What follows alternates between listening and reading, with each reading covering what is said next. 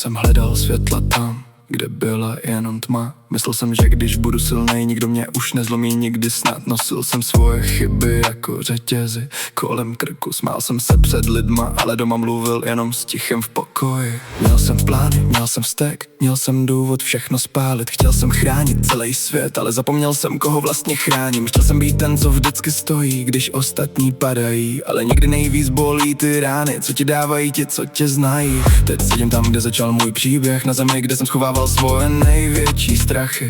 Stejný zdě, jiný člověk, stejný místo, ale jiný jméno v hlavě.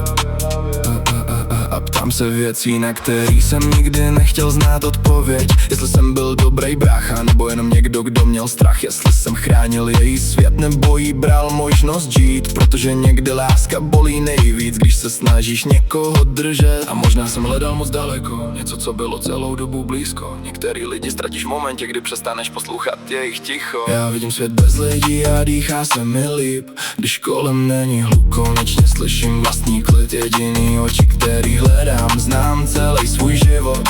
Oči mojí rodiny, kde pořád vidím svoje světlo. Oči nevinný, co mě znají bez slov. Vidím moje chyby, ale pořád stojí se mnou. Je divný, že čím díl tu jsem, tím míň potřebuju dáv. Protože pár opravdových lidí má větší cenu než celý svět. Naše idea pořád svítí, i když město dávno spí. Den mi ukázal naději, noc mi ukázala jizvy. V tom klubu zůstaly příběhy lidí, co prošli kolem. Někteří přišli jako hosti, někteří zůstali domovem. Říkali mi, že potřebuju někoho po svém boku, někoho, kdo mě zachrání, když už nebudu moc dál. Ale já pochopil jednu věc po všech těch rokách, že někdy tvoje poslání není někoho hledat.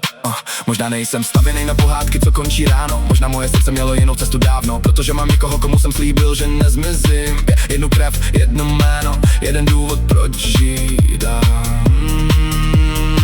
A vím, že už není malá holka, co potřebuje ruku, že má vlastní kroky, vlastní chyby, vlastní cestu. Ale být vedle ní není vězení ani povinnost. Je to moje volba, moje rodina, moje jediná jistota. A kdyby jednou zhasly světla města, kdyby noche ztratilo svůj les, kdyby všechno, co jsem postavil, spadlo na zem, pořád budu vědět, kam patřím. Já vidím svět bez lidí a dýchá se mi líp, protože v tichu konečně slyším, kdo jsem byl. Jediný oči, který hledám, znám celý svůj život. V nich není žádnej soud, ten místo, kam se vracím domů. Oči nevinný, co viděli můj pád, a přesto mě nechali vedle sebe stát. Je divný, že čím díl tu jsem, tím míň hledám svět. Protože všechno, co jsem chtěl najít, bylo vždycky předem ve mně.